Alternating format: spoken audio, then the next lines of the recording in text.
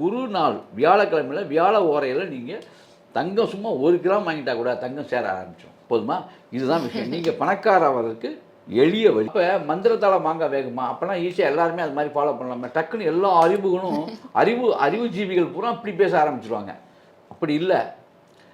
அதாவது வேலை செய்யணும், வேலை செய்கிற விஷயமும் இருக்கணும், வேலையும் இருக்கணும், மதிநுட்பமும் இருக்கணும், சமயோசித அறிவும் இருக்கணும். ரெண்டும் இருந்தால் தான் நீங்கள் வாழ்க்கையில் ஜெயிக்க முடியும்.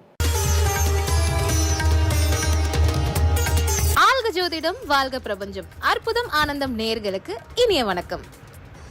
அற்புதம் ஆனந்தம் சேனல் நேயர்களுக்கு வணக்கம். நான் உங்கள் அபிநயா. இன்னைக்கு நம்ம கூட இணைஞ்சிருக்கிறது ஜோதிட வேந்தர் ராஜசூரியன் ஐயா. ஐயா வணக்கம். வணக்கம். வணக்கம். வழக்கம் போல நான் வந்துட்டேன். இன்னைக்கு ஒரு கொஸ்டினோட தான் வந்திருக்கேன். சொல்லுங்க. இப்போ எனக்கு என்ன தோணுதுன்னா, மணினா நம்மளோட பார்வையில் இப்போனா ரொம்பவே பேசிக் இம்பார்ட்டன்ட் மெயின் ரோலே அதுதான் ப்ளே பண்ணிட்டு இருக்கு. ஸோ அப்படி பார்க்கும்போது ஒரு நடுத்தர குடும்பத்துல இருந்து நாங்க எப்படி பணக்காரங்க ஆகும் அப்படின்ற மாதிரி உங்களோட சித்த வழியில நீங்க எங்களுக்கு ஒரு விளக்கம் கொடுங்க ஐயா. இப்போ மணிங்கிற ஒரு கைட்டீரியா, பணம் தான் கைட்டீரியா எல்லாத்துக்கும்.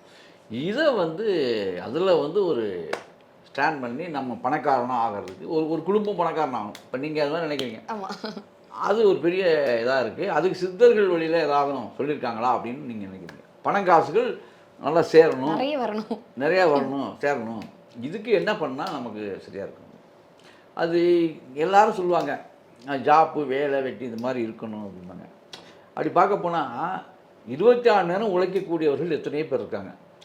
அவங்களெலாம் பார்த்திங்கன்னா 24 மணி நேரம் உழைக்கக்கூடிய அன்பர்கள் முன்னுக்கு வராமையே இருக்காங்களே.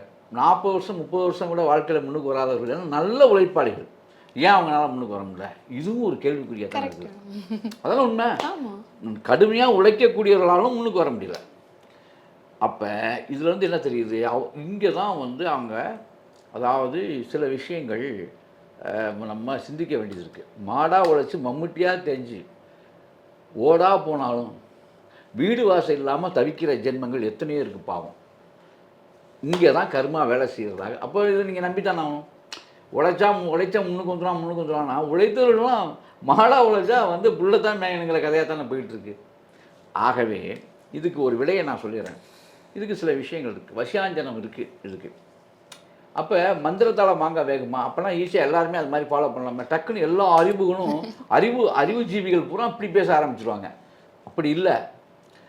அதாவது வேலை செய்யணும், வேலை செய்கிற விஷயமும் இருக்கணும், வேலையும் இருக்கணும், மதிநுட்பமும் இருக்கணும், சமயோசித அறிவும் இருக்கணும். ரெண்டும் இருந்தால் தான் நீங்கள் வாழ்க்கையில் ஜெயிக்க முடியும்.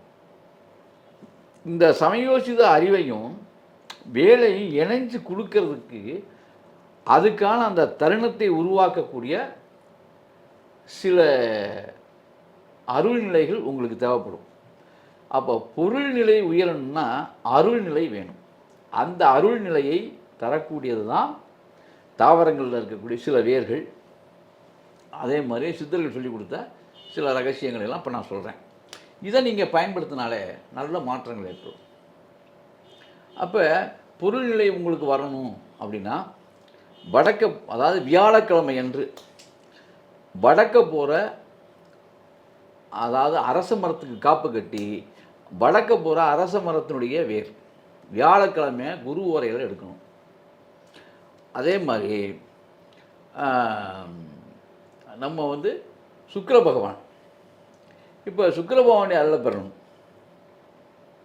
அப்போ சுக்கிர பகவானை அருளை பெறணும்னா வடக்க போகிற வேரில் அந்த வேரே நமக்கு போதுமான ஒரு விஷயம். அத்தி மரம்னு ஒரு மரம் இருக்குது. அதை வெள்ளிக்கிழமை அன்னைக்கு சுக்கிர ஓரையில் காப்பு கட்டி அத்தி மரத்துடைய வேரை எடுக்கணும். வடக்க போகிற வேரை எடுக்கணும். சாரி, தவறாக சொல்லிட்டேன். அத்தி மரத்துக்கு கிழக்க போகிற வேரை எடுக்கணும். இன்னும் சொல்ல போனால் வடகிழக்கு, அதை வடக்குக்கும் கிழக்குக்கும் இடைப்பட்டு போடக்கூடிய வேரை எடுக்கணும். ஆனால் முறையாக காப்பு கட்டி அதுக்கு செய்ய வேண்டியத கடமைகள் இருக்குது. வேறு ஒன்றும் கிடையாது. காப்பு கட்டுதல் என்றால் என்ன அப்படின்னா, காப்பு கட்டுதல் வேறு ஒன்றும் இல்லை, மஞ்சள் குங்குமம் அதுக்கு இடணும். இட்டு ஒரு மஞ்சள் நூலால் அந்த மரத்தை சுற்றி கட்டிடணும். கட்டும்போது சுக்கிரனை கும்பிட்டுட்டு கட்டணும். இங்கே கட்டும்போது குருவை கும்பிட்டு கட்டணும். சுக்கிரனுக்கு மல்லிகைப்பூ போடணும், குருவுக்கு முல்லைப்பூ சாத்தணும். சாத்தி வணங்கி ஊதுபத்தி சூடம் சாமான் கொடுத்து கும்பிட்டு அந்த அந்த மரத்துக்கிட்ட வேண்டிக்கிட்டு நான் இந்த காரியத்துக்காக இதை எடுக்கிறேன், நீங்கள் எனக்கு அருள் புரியணும், உங்கள் வேரில் கொஞ்சம் எடுத்துக்கிறேன்னு சொல்லி அனுமதியை வாங்கிட்டு அதுக்கப்புறம் அரச மரத்துக்கு வடக்க போகிற வேரையும் அத்தி மரத்துக்கு வடகிழக்க போகிற வேரையும் எடுக்கணும். எடுத்து சும்மா இவ்வளோ நீளம் வேறு இருந்தால் போதும். ரெண்டையும் எடுத்து ஒரு மஞ்சள் துணியில் அதை கட்டிடணும்.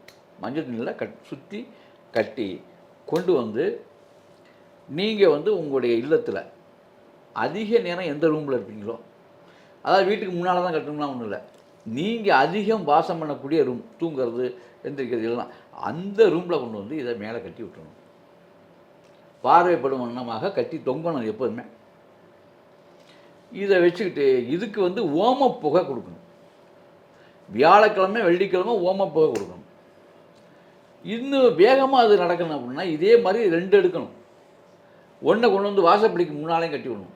நீங்கள் வாழக்கூடிய வீட்டில் வாசப்படிக்கு முன்னால் நீங்கள் அதிகமாக தங்கக்கூடிய உங்கள் பெட்ரூம் மேலே இது 2 இடத்துலையுமே கட்டிட்டு நீங்கள் ஓமப்புகை, சாம்பிராணி புகையோட ஓமப்புகை கொடுத்துட்டே வந்தீங்கன்னா இந்த வேர் பல்வேறு வேலைகளை செய்யும். இது சூட்சம். இப்படி தான், வெரி சிம்பிள். ஓகே. அப்போ இந்த வெள்ளிக்கிழமையும் எந்த ஜாமான் வாங்குறதா இருந்தாலும் வெள்ளிக்கிழமை வீட்டுக்கு தேவையான பொருளெல்லாம் வாங்கணும்.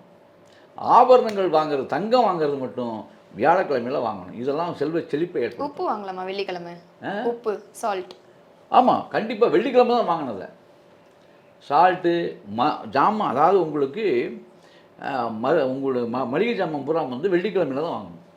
உப்பு முக்கியமாக வெள்ளிக்கிழமை தான் வாங்கணும். இதெல்லாம் செய்யணும். தங்கம் வாங்கிறது மட்டும் கண்டிப்பாக அட்சய திருதியே கிடையாது. நீங்கள் சாதாரணமாகவே எந்த மாதம் இருந்தாலும் வியாழக்கிழமையில் குரு ஓரையில், குரு நாள் வியாழக்கிழமையில் வியாழ ஓரையில் நீங்கள் தங்கம் சும்மா 1 கிராம் வாங்கிட்டா கூட தங்கம் சேர ஆரம்பிச்சிடும். செல்வ செழிப்பை ஏற்படுத்துகின்ற 2 நாட்கள் எது அப்படின்னா வியாழக்கிழமையும் வெள்ளிக்கிழமையும். போதுமா? இதுதான் விஷயம். நீங்கள் பணக்காராவதற்கு எளிய வழி.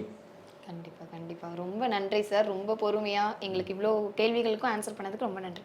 நன்றி.